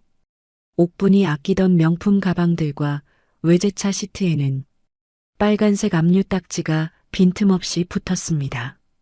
옥분은 바닥에 주저앉아 압류 딱지를 손톱으로 긁어 떼어내려 발버둥을 쳤죠. 집행관이 옥분의 어깨를 밀쳐내며 엄중한 목소리로 경고했어요. 사모님, 이러시면 공무집행방해로 가중 처벌됩니다. 이미 이 집의 모든 소유권은 설원그룹으로 적법하게 이전되었으니 오늘 해가 지기 전까지 개인 짐을 모두 빼서 나가주셔야겠습니다. 옥부는 자신의 화려했던 삶이 먼지처럼 흩어지는 것을 보며 목을 놓아 절규했습니다. 기태 역시 취업시장에서 영구 퇴출당했다는 통보를 받고 술병을 든 채 빗물 고인 거리를 방황하는 처량한 신세가 되었죠. 그들이 상견례 자리에서 은채 모녀를 향해 던졌던 비릿한 비웃음은 이제 고스란히 그들의 가슴에 지울 수 없는 낙인이 되어 박히고 있었어요. 해질녘 은채와 설아는 노을이 붉게 타오르는 공원 산책로를 천천히 걸었습니다. 설아가 은채의 어깨를 감싸 안으며 평온한 목소리로 말을 건넸죠. 은채야, 이제는 알겠지? 진정한 품격은 무엇을 손에 쥐었느냐가 아니라 그 손으로 누구의 눈물을 닦아주느냐에서 나오는 거란다. 오늘 네가 보여준 당당함과 배려가 바로 설원그룹의 새로운 역사가 될 거야. 앞으로도 그 마음 변치 말고 늘 낮은 곳을 살피는 사람이 되거라. 은채는 엄마의 말씀을 가슴 깊이 새기며 노을빛에 반짝이는 아빠의 시계를 내려다봤어요. 이제 두 모녀 앞에는 파괴적인 복수 대신 더 나은 세상을 향한 찬란하고 당당한 행보가 기다리고 있었습니다. 그들이 비웃던 걷는 행위는 이제 세상에서 가장 고귀한 승리자의 행진이 되었죠. 태산 유통의 잔재는 노을 속으로 사라지고 은채와 설아의 새로운 시대가 비로소 찬란하게 막을 올렸어요. 두 사람의 얼굴에는 세상 그 무엇보다 값진 진실한 승자의 미소가 피어올랐습니다. 모든 폭풍우가 지나가고 평온한 일상이 찾아온 듯했던 한 달 뒤의 어느 새벽이에요. 승리의 기쁨에 취해 방심하고 있던 은채의 일상 위로 다시금 시커먼 죽음의 먹구름이 소리 없이 몰려들기 시작했습니다. 도심 외곽에 버려진 지하 창고, 곰팡이 냄새가 진동하는 어둠 속에서 감옥을 탈출해 수배 중이던 마석구가 비릿한 담배 연기를 안개처럼 내뿜고 있어요. 그의 앞에는 며칠째 씻지도 못해 초라한 몰골을 한 옥분과 기태가 마치 유일한 구원자라도 만난 듯 마석구의 바짓가랑이를 붙잡고 매달려 있었죠. 마석구가 가죽 장갑을 낀 손으로 기태의 뺨을 가볍게 툭툭 치며 가래 끓는 목소리로 속삭였어요. 고기태 씨, 억울해서 잠이나 제대로 오겠어? 저 모녀는 지금 펜트하우스에서 스테이크 썰면서 당신들 비웃고 있는데 당신들은 여기서 쥐새끼처럼 컵라면이나 끓여 먹고 있으니 말이야. 내가 마지막 기회를 주려고 하는데 이번에도 겁쟁이처럼 굴면서 도망칠 건가? 기태는 충혈된 눈을 번뜩이며 마석구의 구두 끝을 꽉 움켜쥐었습니다. 기태가 이빨을 득득 깔며 마석구를 향해 처절하게 내뱉었죠. 시키시는 건 무엇이든 하겠습니다. 강은채 그년 때문에 우리 집안이 풍비박산나고 아버지는 감옥에 갔어요. 제 손으로 직접 그년의 목을 조를 수만 있다면 악마한테 영혼이라도 팔겠습니다. 말씀만 하세요, 사장님. 제가 무엇을 하면 되겠습니까?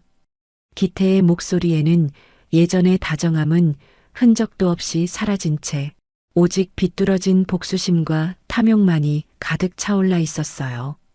옆에서 지켜보던 옥분 역시 광기 어린 눈빛으로 고개를 세차게 끄덕였죠. 옥분이 헝클어진 머리칼을 뒤로 넘기며 마석구에게 애원하듯 말을 이었어요.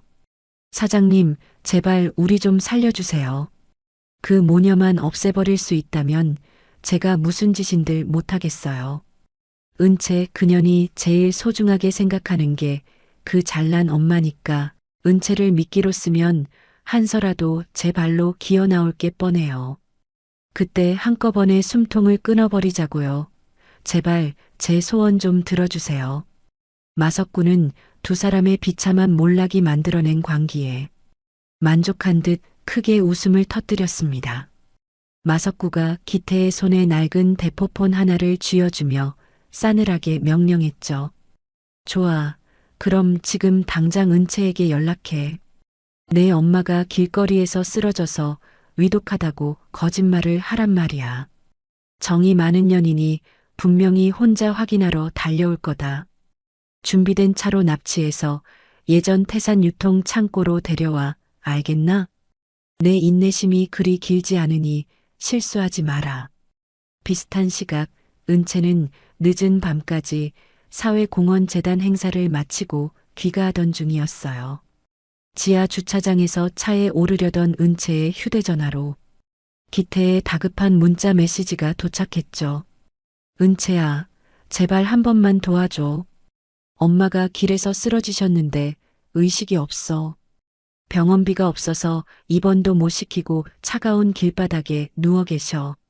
너한테 죽을 죄 지은 거 알지만 마지막으로 한 번만 와주면 안 될까? 은채는 기태를 증오하면서도 옥분이 위독하다는 말에 상견례 때 보았던 옥분의 초라해진 모습이 떠올라 마음이 크게 흔들리고 말았어요. 은채가 운전대를 잡으며 불안하게 입술을 깨물고 중얼거렸습니다. 아무리 나쁜 사람들이라도 생명이 위급하다는데 모른 척할 수는 없지. 삼촌한테 연락할까? 아니야, 일단 확인만 하고 바로 돌아오자. 가족 일인데 내가 너무 야박하게 구는 건 아닐까 걱정되네. 은채는 기태가 알려준 도심 외곽의 한적한 골목 어귀로 차를 몰았죠. 하지만 차에서 내리자마자 어둠 속에서 검은 옷을 입은 괴한들이 달려들어 은채의 입을 막았어요. 기태는 근처 전신주 뒤에서 그 광경을 지켜보며 비열한 웃음을 지었습니다. 기태가 발버둥 치는 은채의 귓가에 차갑게 입술을 대고 속삭였죠. 은채야, 속아줘서 정말 고맙다. 네가 이렇게 멍청하게 정에 휘둘릴 줄은 몰랐는데 말이야. 이제 네가 우리 대신 지옥으로 가줘야겠어. 우리 엄마가 너를 위해 아주 특별한 자리를 마련해 두셨거든. 정신을 잃었다가 깨어난 은채가 마주한 곳은 먼지가 자욱하고 차가운 냉기가 뼛속까지 스며드는 폐물류 창고였어요. 은채는 손발이 단단히 묶인 채 낡은 철제 의자에 고정되어 있었고 그 앞에는 옥분이 섬뜩한 미소를 지으며 은채를 내려다보고 있었죠. 옥분이 은채의 뺨을 사정없이 내리치며 찢어지는 고함을 질렀어요. 이 독한 년아, 네가 감히 우리를 이 지경으로 만들어 놓고 잠이 오니? 호텔 상견례 자리에서 우리를 비웃으며 나갈 때가 내 인생 마지막 전성기였어. 이제 너는 여기서 평생 나가지도 못하고 썩게 될 거야. 내 엄마가 오면 너희 둘을 같이 이 창고 지하에 묻어버릴 테니까 각오해. 은채는 뺨이 시뻘겋게 부어오르는 고통 속에서도 옥분을 똑바로 응시했습니다. 은채가 떨리는 목소리를 간신히 가다듬으며 옥분을 향해 단호하게 말했죠. 아줌마, 제발 정신 좀 차리세요. 지금 마석구 같은 인간한테 철저하게 이용당하고 계신 거예요. 지금이라도 멈추고 자수하면 제가 엄마한테 말해서 선처를 부탁해 볼게요. 정말 살인범이 되어서 평생 감옥에서 썩고 싶은 거예요? 그게 복수인가요? 옥부는 은채의 말에 광기 어린 코웃음을 치며 옆에 있던 얼음물을 은채의 머리 위로 쏟아부었어요. 옥분이 바닥을 뒹구는 빈 양동이를 거칠게 발로 차며 소리쳤습니다. 닥쳐, 선처? 내까짓 게 뭔데 감히 나를 동정하고 훈계해. 내가 살인범이 되든 말든 무슨 상관이야. 이미 내 인생은 쓰레기통에 처박혔는데 너랑 내 엄마가 피눈물 흘리며 죽어가는 꼴을 봐야 내 속이 시원해질 것 같거든. 기태야, 어서 한설아한테 전화 걸어라. 당장. 그 시각 설아는 은채가 귀가 시간 한참이 지나도록 연락이 안 된다는 보고를 받고 얼굴이 흙빛으로 변했죠. 설아는 직감적으로 무언가 거대한 음모가 시작되었음을 깨닫고 한도준과 제의를 즉시 소집했어요. 설아가 떨리는 손으로 책상 모서리를 꽉 짚으며 한도준에게 절박하게 물었습니다. 도준아, 은채가 연락이 두절됐다. 마석구가 탈옥했다는 소식은 아까 들었지? 분명히 그 인간이 은채를 데려간 게 틀림없어. 어떻게든 위치를 찾아내야 한다. 내 딸한테 무슨 일이라도 생기면 나는 살 수가 없어. 한도준은 이미 방탄복을 챙겨 입고 권총을 점검하며 냉철하게 상황을 정리하고 있었죠. 한도준이 설아의 떨리는 어깨를 묵직한 손으로 누르며 안심시키듯 말했어요. 누님, 진정하십시오. 마석구가 은채를 납치했다면 분명히 누님께 연락이 올 겁니다. 돈이든 경영권 포기 각서든 요구할 게 뻔하니까요. 제이야, 은채 시계에 심어둔 정밀 위치 추적기 신호는 잡히고 있나? 제이는 노트북 화면에 뜬 복잡한 위성 지도와 전파 그래프를 보며 미간을 깊게 찌푸렸습니다. 제이가 자판을 쉴 새 없이 두드리며 답답함이 섞인 목소리로 대답했죠. 삼촌, 상황이 좋지 않아요. 마석구 일당이 군사용 전파방에 장치를 썼나 봐요. 신호가 근처까지는 잡히는데 정확한 좌표가 나오질 않아요. 이 좁은 구역에 창고가 수백 개인데 일일이 뒤지기엔 시간이 너무 부족해요. 드론을 띄워서 근접 신호를 찾는 수밖에 없어요. 그때 설아의 전용 휴대전화로 발신 번호 제한 표시가 뜬 화상 통화 요청이 들어왔어요. 화면 너머에는 결박된 채 차가운 물에 젖어 온몸을 떨고 있는 은채의 처참한 모습이 비춰졌습니다. 마석구의 흉측한 얼굴이 화면 중앙에 나타나며 비릿하게 웃었죠. 한설아 회장님, 따님이 아주 예쁘게 떨고 있네요. 은채를 살리고 싶으면 1시간 내로 경영권 포기 각서랑 해외 비자금 계좌 비밀번호 가지고 혼자서 지정된 장소로 와. 경찰 부르거나 꼼수 부리는 순간 이 창고는 따님과 함께 공중분해될 거니까 선택 잘해.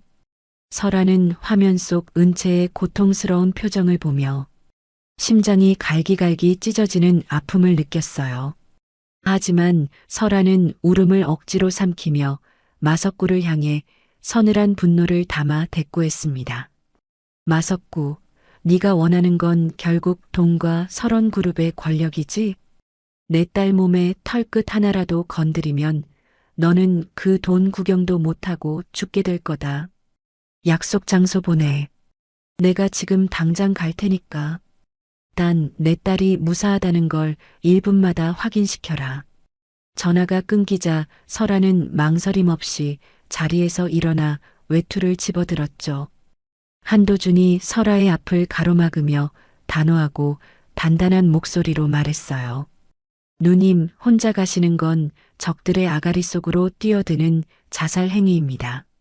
저와 보안팀이 적당한 거리를 두고 뒤를 밟겠습니다. 제이가 드론으로 근거리 해킹을 시도할 테니 시간을 최대한 벌어주세요. 은채는 제 목숨을 걸고 반드시 구해낼 겁니다. 약속합니다. 설아는 도준의 손을 꽉 잡으며 결연한 표정으로 고개를 끄덕였어요. 설아가 차 문을 열며 비장한 각오가 섞인 목소리로 마지막 지시를 내렸습니다. 도준아, 나는 지금 회장이 아니라 엄마로서 내 딸을 구하러 가는 거다. 네가 내 뒤를 든든하게 지켜줄 거라 믿는다. 제이야, 모든 장비를 총동원해서 어떻게든 방해 장치를 무력화시켜라. 이제 우리 가족의 모든 운명을 건 마지막 싸움을 시작하자꾸나. 설아의 차량은 칠흑 같은 어둠을 뚫고 마석구가 지시한 장소로 거침없이 달려나갔죠. 창밖으로는 다시 차가운 빗방울이 유리창을 때리기 시작했고 설아의 눈동자에는 딸을 구하겠다는 간절함과 악인들을 향한 서늘한 복수심이 가득했어요. 지옥 같은 창고 안에서 은채는 공포에 떨면서도 엄마가 자신을 반드시 구하러 올 것임을 믿으며 입술을 지그시 깨물었습니다.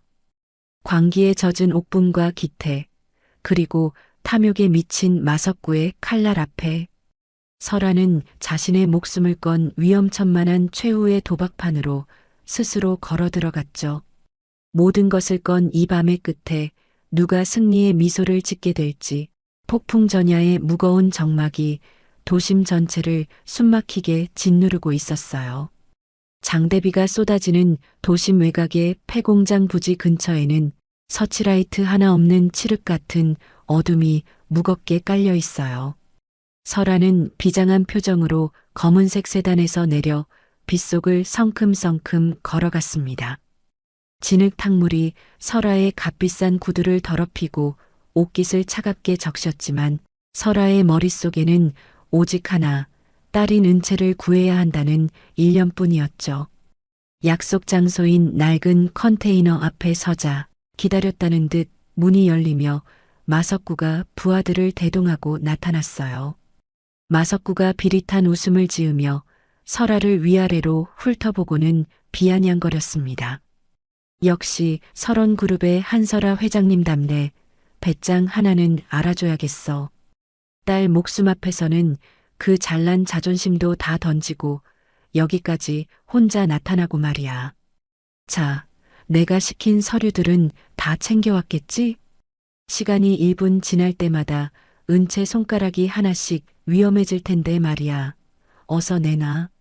설아는 품속에서 두툼한 가죽 가방을 꺼내 보이며 차가운 목소리로 대답했죠.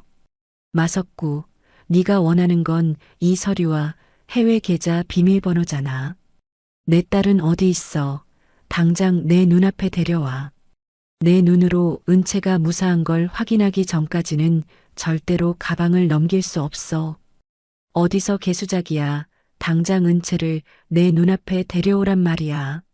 설아의 목소리는 거센 빗소리를 뚫고 컨테이너 주변을 강렬하게 울려 퍼졌어요. 마석구는 혀를 차며 무전기에 대고 누군가에게 짧고 거칠게 명령을 내렸습니다. 잠시 뒤 컨테이너 안쪽의 모니터가 켜지며 결박된 은채의 모습이 실시간으로 비춰졌죠. 은채는 물에 젖어 온몸을 덜덜 떨면서도 엄마를 향해 소리치려 애쓰고 있었어요. 그 옆에는 옥분이 서슬퍼런 칼을 들고 은채의 목 근처를 겨누며 광기 어린 눈빛을 보냈습니다. 마석구가 가방을 향해 탐욕스러운 손을 뻗으며 설아에게 다시 한번 으름장을 놓았죠. 확인했으면 이제 그 가방 이리 내놔. 당장. 내 인내심도 이제 바닥났으니까 멍청한 꼼수 부릴 생각은 하지도 마라. 이 가방만 넘기면 은채는 살아서 나갈 수 있을 거다. 어서 넘겨. 설아는 가방을 건네주는 척하며 슬며시 가방 손잡이에 달린 작은 버튼을 눌렀어요. 제이가 설계한 특수 마취가스 분사 장치가 작동하며 순식간에 흰 연기가 뿜어져 나왔습니다. 마석구와 부하들이 당황하여 눈을 가리고 켈록거리며 뒤로 물러나기 시작했죠. 그 틈을 타 설아가 무전기를 향해 단호하고 절박하게 외쳤어요. 도준아, 지금이야. 당장 은채를 구해. 한 놈도 살려두지 말고 내 딸부터 안전하게 데리고 나와. 그 시각 실제 은채가 갇혀있던 폐물류 창고의 지붕이 요란한 소리를 내며 깨졌습니다. 한도준과 정예 보안팀 요원들이 밧줄을 타고 번개처럼 아래로 하강했죠. 옥부는 갑작스러운 습격에 비명을 지르며 칼을 휘두르려 했지만 한도준이 공중에서 날린 강력한 발차기에 맞고 저 멀리 나가떨어져 비명을 질렀어요. 한도준이 결박된 은채를 감싸 안으며 주변 요원들에게 짧고 굵게 명령했습니다. 은채 아가씨 확보. 주변에 있는 자들 전부 생포해라. 한 놈도 빠져나가지 못하게 통로를 전부 차단하고 저 여편니가 헛소리 못하게 당장 수갑 채워. 은채는 결박이 풀리자마자 한도준의 품에 안겨 참았던 눈물을 왈칵 터뜨렸죠. 은채가 떨리는 목소리로 한도준의 옷자락을 붙잡으며 다급하게 물었어요. 삼촌, 엄마는요? 엄마는 괜찮은 거예요? 마석구가 엄마를 해치려고 함정을 판 것 같아요. 제발 엄마를 도와주세요. 나 때문에 엄마가 잘못되면 저는 정말 살 수가 없어요. 한도준은 은채의 어깨를 든든하게 다독이며 다시금 매서운 눈빛으로 주변을 살폈습니다. 한도준이 무전기에 대고 상황을 보고하며 은채에게 대답했죠. 걱정 마라, 은채야. 누님 곁에는 우리 정예 요원들이 이미 매복해 있다. 마석구 그놈은 이제 끝난 목숨이야. 제이야, 방해 장치 해제는 다 끝났니? 지금 당장 경찰들 진입시키고 마석구 일당의 도주로를 막아라. 지금 당장. 창고 구석에 숨어 상황을 지켜보던 기태는 경찰들이 들이닥치자 혼비백산했어요. 기태는 혼자 살겠다고 비명을 지르며 엄마인 옥분조차 버려둔 채 뒷문으로 달려나갔습니다. 하지만 창고 입구를 지키고 있던 경찰들이 기태의 앞을 가로막고 바닥에 눕혔죠. 경찰이 기태의 양팔을 거칠게 꺾어 누르며 차갑고 단호하게 말했어요. 고기태 씨, 당신을 납치 및 감금 공모 혐의로 긴급 체포합니다. 자기를 낳아준 어머니까지 버리고 도망가는 꼴이 참 가관이군요. 변호사 선임권이고 뭐고 당신은 이제 끝났어. 순순히 수갑차. 기태는 바닥에 얼굴을 처박은 채 비굴하게 울먹이며 목이 터져라 소리쳤습니다. 내가 한 거 아니에요. 마석구가 시켜서 억지로 한 거란 말이에요. 저 진짜 억울해요, 은채야. 나 좀 살려줘. 나 감옥 가면 죽어. 제발 한 번만 용서해줘. 기태의 비겁한 외침은 세차게 내리는 빗소리에 묻혀 허망하게 흩어져 갔죠. 한편 가스 연기가 거친 컨테이너 앞에서는 경찰들이 마석구를 완전히 포위했어요. 마석구는 끝까지 저항하려 가슴팍에서 권총을 꺼내려 했지만 설아의 등 뒤에서 나타난 잠복 경찰들이 마석구의 손목을 단숨에 제압했습니다. 설아가 빗물에 젖은 머리카락을 쓸어 넘기며 마석구에게 천천히 다가갔죠. 설아가 분노와 멸시가 섞인 목소리로 마석구에게 강하게 쏘아붙였어요. 마석구, 너 같은 인간이 우리 가족을 무너뜨릴 수 있을 거라 생각했니? 내 탐욕이 오늘 너를 이 차가운 수갑 속으로 끌어들인 거다. 평생 감옥에서 네가 저지른 추악한 죗값을 치르며 썩어가거라. 다시는 이 세상 빛을 보지 못하게 만들어줄 테니까. 마석구는 수갑이 채워진 채 바닥에 가래침을 뱉으며 설아를 죽일 듯 노려봤습니다. 마석구가 광기 서린 눈으로 낄낄대며 큰 소리로 웃어댔죠. 한설아, 네가 이긴 것 같지? 세상 참 우습게 돌아가는구나. 언젠가 다시 나가면 내 딸년 목부터 따버릴 테니 어디 한번 잘 버텨봐. 나는 절대로 여기서 끝나지 않아. 반드시 다시 돌아온다. 하지만 마석구의 위협은 제이가 보낸 결정적인 소식 한 방에 와르르 무너졌어요. 제이가 현장에 도착해 노트북을 펼쳐 보이며 마석구를 한심하게 쳐다봤습니다. 아저씨, 아직도 상황 파악이 안 되세요? 방금 아저씨가 해외로 빼돌리려던 그 전 재산들, 제가 전부 동결시켰거든요. 이제 아저씨는 변호사 선임할 돈 한 푼도 없는 알거지 신세가 됐다고요. 당신이 믿던 그 조직들도 이미 경찰에 꼬리 자르기 당했으니까 꿈 깨시죠. 마석구는 제이의 말에 큰 충격을 받은 듯 그대로 무릎을 꿇고 주저앉았죠. 옥분 역시 창고 안에서 요원들에 의해 머리채가 휘날린 채 밖으로 끌려 나왔어요. 옥분은 헝클어진 머리로 은채를 보며 악담을 퍼부으려 했지만 아들인 기태가 수갑을 찬 채 경찰차에 오르는 모습을 보고는 미친 듯이 오열했습니다. 옥분이 가슴을 쥐어뜯으며 진흙 바닥을 뒹굴며 소리쳤죠. 기태야, 내 새끼 기태야. 너희가 감히 내 아들을 잡아가. 이 나쁜 년들아, 내 아들 살려내라. 우리가 무슨 잘못을 했다고 이래. 우리가 억울해서 어떻게 살아, 이 도둑년들아. 은채는 옥분의 절규를 지켜보며 연민 대신 차가운 냉소만을 보냈어요. 은채가 옥분에게 다가가 낮은 목소리로 단호하고 분명하게 말했습니다. 아줌마 마지막까지 정말 추하고 역겨우시네요. 당신 아들이 당신을 쓰레기처럼 버리고 도망가는 거 두 눈으로 보셨잖아요. 당신들이 비웃었던 우리 엄마와 나의 소박한 삶이 당신들의 그 천박한 욕심보다 수천 배는 더 고귀하다는 걸 이제 아시겠어요? 비가 점차 잦아들고 새벽 공기가 선선하게 불어오기 시작했죠. 설아와 은채는 경찰서 앞 마당에서 드디어 서로의 얼굴을 마주보게 되었어요. 설아가 은채를 품에 꼭 안으며 흐느끼는 목소리로 간절하게 말했습니다. 은채야, 정말 미안하다. 이 못난 엄마를 용서해다오. 나 때문에 네가 이런 끔찍한 일을 겪게 해서 정말 가슴이 찢어지는 줄 알았어. 이제 다 끝났다. 우리 딸, 이제 다시는 무서운 일 없게 엄마가 꼭 지켜줄게. 은채는 엄마의 따뜻한 품 안에서 안도의 숨을 내쉬며 고개를 저었죠. 은채가 엄마의 젖은 얼굴을 손으로 닦아주며 밝게 웃으며 대답했어요. 아니에요. 엄마, 저는 정말 괜찮아요.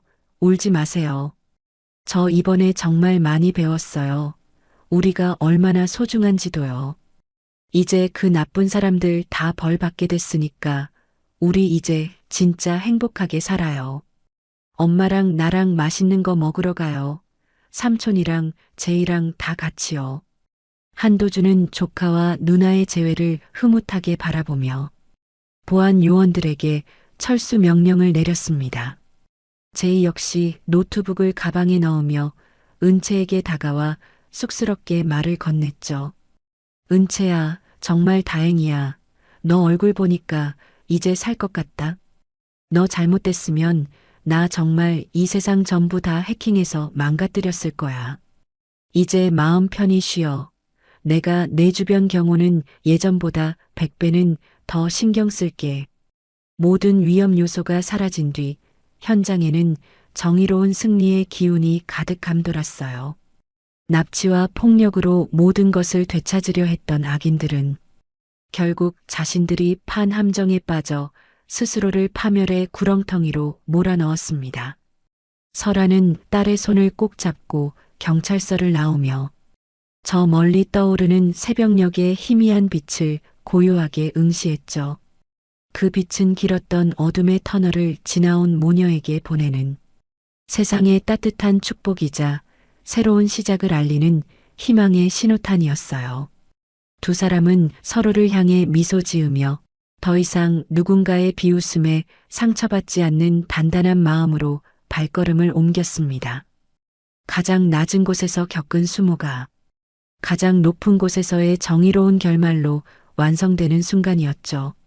모든 악연의 고리는 끊어졌고 오직 진실한 사랑과 신뢰만이 남았어요. 모든 폭풍우가 지나가고 세상이 다시 평온한 빛을 되찾은 지도 어느덧 1년이라는 시간이 훌쩍 흘러갔어요. 1년 전 모녀가 무시당하며 걸어 들어왔던 라온 호텔의 대연회장은 오늘 그 어느 때보다 화려하고 웅장한 꽃장식으로 가득 채워져 있습니다. 설원그룹의 새로운 회장으로 취임하는 은채를 축하하기 위해 정계와 재계의 거물들이 앞다투어 연회장 안으로 모여들고 있죠. 은채는 아빠가 남겨주신 은색 시계를 손목에 정성스럽게 차고 우아하면서도 단호한 눈빛으로 거울 속의 자신을 조심스럽게 응시했어요. 그때 정장을 말끔하게 차려입은 제이가 대기실 문을 두드리며 들어왔습니다. 제이가 은채에게 다가와 눈부신 미소를 지으며 다정하게 말을 건넸죠. 은채야, 아니 이제 강은채 회장님이라고 불러야 하나? 오늘 정말 눈부시게 아름답다, 은채야. 네가 이 자리에 서기까지 얼마나 많은 눈물을 흘렸는지 내가 다 아니까 오늘 이 취임식이 나한테도 정말 가슴 벅차게 느껴져.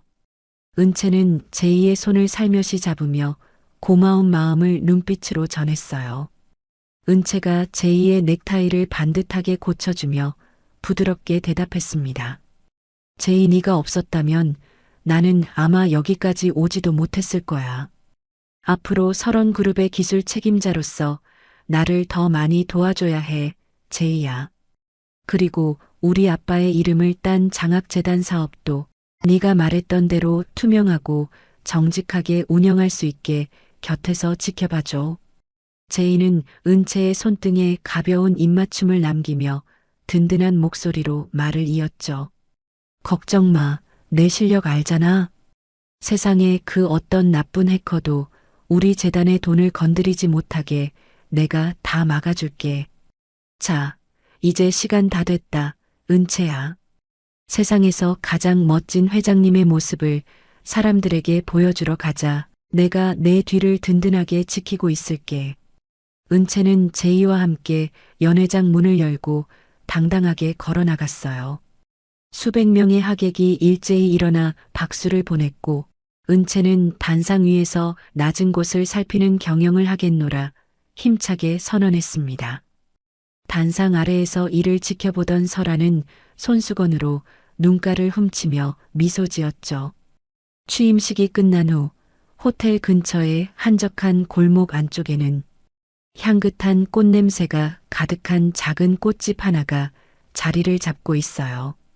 일선에서 물러난 설아는 앞치마를 두르고 꽃가지들을 정성스럽게 다듬고 있었습니다. 그때 취임식을 마친 은채가 꽃집 문을 열고 밝은 목소리로 들어왔죠. 엄마, 저 왔어요. 취임식 무사히 잘 끝냈어요.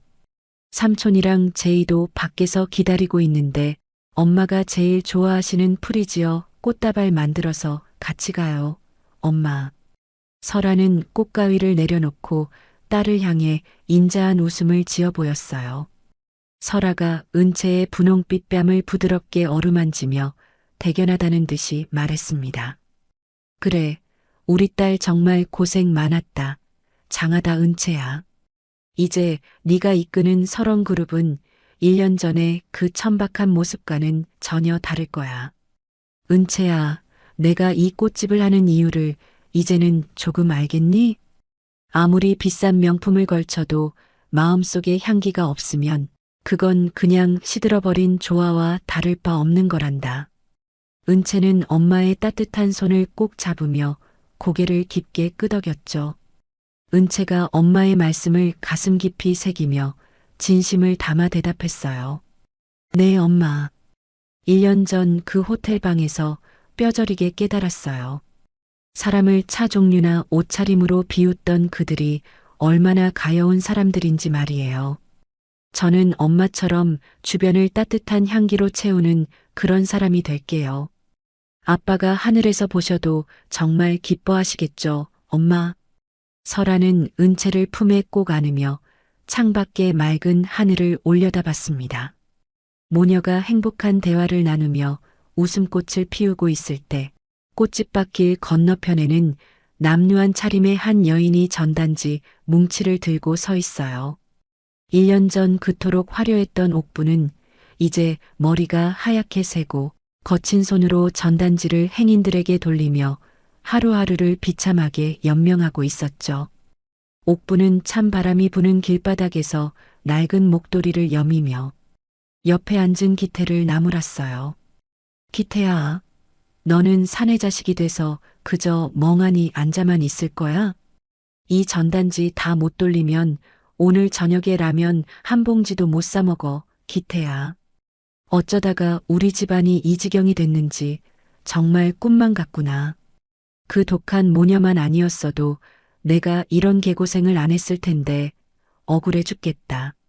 다리가 불편해 지팡이를 짚고 앉아있던 기태는 옥분의 구박에 짜증 섞인 목소리로 대꾸하며 일그러진 얼굴을 했습니다. 엄마, 제발 그놈의 소리 좀 그만하세요. 귀에 딱지 않겠어요. 벌써 1년째 똑같은 소리만 하면 뭐가 달라지냐고요? 나도 일하고 싶어도 다리가 이 모양이라 아무 데서도 안 써준단 말이에요. 그때 은채한테 그렇게까지 하지 말았어야 했는데 이제 와서 후회하면 뭐 하냐고요. 엄마 때문이잖아요. 기태의 말에 옥부는 가슴을 쥐어뜯으며 길바닥에 주저앉아 오열하기 시작했죠. 옥분이 전단지를 바닥에 내팽개치며 서러운 목소리로 크게 외쳤어요. 내 팔자야. 내가 전생에 무슨 죄를 지어서 이런 꼴을 보는지 모르겠다. 명품 가방 들고 호텔 드나들던 게 엊그제 같은데 이제는 다리가 아파서 걷는 것도 지옥 같으니 원. 저기 저 화려한 호텔 전광판 좀 봐라. 저게 다 우리 거였어야 했는데 기태야. 옥분의 손가락이 가리킨 호텔 대형 전광판에는 은채의 취임 소식과 설원그룹의 사회공헌 소식이 화려하게 빛나고 있었어요. 옥부는 전광판 속 은채의 당당한 모습을 보며 넋을 놓았지만 지나가던 행인들은 남루한 차림의 옥분을 피하며 짜증 섞인 목소리를 냈습니다. 한 행인이 전단지를 돌리려는 옥분을 거칠게 밀치며 소리쳤죠. 아줌마, 여기서 이렇게 통곡하고 있으면 길 막히잖아요. 정신 사나우니까 저기 구석으로 가서 우시든지 하세요. 아줌마. 멀쩡하게 생겨서 외길 한복판에서 이러고 계신데 정말 재수가 없으려니. 옥부는 행인의 무시 섞인 발언에 대꾸도 하지 못한 채 고개를 푹 숙이고 바닥에 떨어진 전단지를 주섬주섬 다시 모았어요. 1년 전 은채 모녀가 호텔로 걸어올 때 자신들이 던졌던 비웃음이 이제는 수만 배의 무게가 되어 자신의 어깨를 짓누르고 있다는 사실을 옥부는 이제야 뼈저리게 느끼며 마른 눈물을 훔쳤습니다. 어느덧 해가 뉘엿뉘엿 지고 세상이 붉은 노을로 물드는 평화로운 저녁이에요. 은채와 설아는 꽃집 문을 잠그고 산책로를 따라 천천히 걷기 시작했죠. 두 사람은 1년 전처럼 여전히 화려하지 않은 수수한 차림이었지만 그들의 발걸음은 그 어느 때보다 가볍고 당당하게 대지를 밟았어요. 호텔 앞 광장을 지나가던 중 은채는 잠시 멈춰서서 자신들이 처음으로 무시당하며 걸어왔던 그 자리를 물끄러미 바라봤습니다. 설아가 은채의 손목을 따뜻하게 감싸주며 부드러운 목소리로 물었죠. 은채야, 무슨 생각을 그렇게 골똘히 하고 있니? 혹시 다시 그때의 서러운 기억이 떠올라서 마음이 아픈 거니, 은채야? 은채는 엄마를 향해 세상에서 가장 환한 미소를 지으며 고개를 가로저었어요. 은채가 노을빛에 반짝이는 아빠의 시계를 소중하게 매만지며 대답했습니다. 아니요, 엄마. 그냥 감사하다는 생각을 하고 있었어요. 그때 우리가 걸어왔기 때문에 저 사람들의 추악한 본 모습을 볼 수 있었고 덕분에 진짜 소중한 가치가 무엇인지 배울 수 있었잖아요. 가난해서 어쩔 수 없이 걷는 게 아니라 자유롭고 당당하기 때문에 내 발로 걷는 이 기분이 정말 좋아요, 엄마. 설아는 딸의 성숙한 대답에 만족스러운 듯 고개를 깊게 끄덕였죠. 설아가 저 멀리 타오르는 노을을 응시하며 깊은 울림이 있는 목소리로 덧붙였어요. 그래, 은채야. 진짜 부자는 많이 가진 사람이 아니라 자신이 가진 것을 올바르게 쓸 줄 아는 사람이라는 걸 잊지 마라. 오늘 우리가 걷는 이 길 위에 누군가를 비웃는 가시돋친 대신 따뜻한 배려의 씨앗을 심으며 가자꾸나. 그게 바로 내 아빠가 너에게 물려주고 싶었던 진짜 유산일 거야. 두 모녀는 서로의 어깨를 감싸 안으며 노을 속으로 천천히 걸어 들어갔습니다. 뒤편에서는 여전히 옥분의 초라한 곡소리가 희미하게 들려왔지만 은채와 설아의 당당한 발걸음 소리에 묻혀 곧 흔적도 없이 사라졌죠. 세상은 이제 그들을 설원 그룹의 회장 모녀가 아니라 진정한 품격과 고결한 인격을 갖춘 사람으로 오랫동안 기억할 거예요. 가장 낮은 곳에서 겪었던 수모는 가장 높은 곳에서의 정의로운 승리로 피어났고 그들의 삶은 이제 세상에서 가장 아름다운 향기를 내뿜으며 흐르고 있습니다. 진실한 사랑과 굽히지 않는 신념이 만들어낸 위대한 반전의 서사는 그렇게 시청자들의 가슴 속에 깊은 여운을 남기며 찬란한 마침표를 찍었죠. 두 사람의 그림자가 길게 늘어진 산책로 위로 행복한 웃음소리가 기분 좋은 바람을 타고 멀리 퍼져나갔어요. 품격이란 거칠애가 아니라 가장 낮은 곳에서도 잃지 않는 자존감이라는 사실을 증명하면서 말입니다. 겉으로 보이는 화려함이 전부가 아니라는 것을 오늘 이야기가 참 시원하게 보여준 것 같습니다. 남을 무시하고 욕심만 부리던 그 집안의 비참한 결말을 보니 역시 인과응보라는 말은 틀린 게 하나 없네요. 진짜 명품 같은 사람은 비싼 옷을 입은 사람이 아니라 남의 마음을 헤아릴 줄 아는 따뜻한 향기를 가진 사람입니다. 우리 구독자님들도 은채와 설아처럼 어떤 상황에서도 기죽지 말고 늘 당당하고 기품 있는 삶을 살아가시길 진심으로 응원하겠습니다. 오늘 들려드린 이야기가 여러분의 답답했던 마음을 조금이나마 환하게 밝혀드렸기를 바랍니다. 이야기를 끝까지 들어주신 분이 계시다면 잘 들었다고 댓글 하나만 남겨주세요. 지금까지 똑순이 사랑방이었습니다. 감사합니다.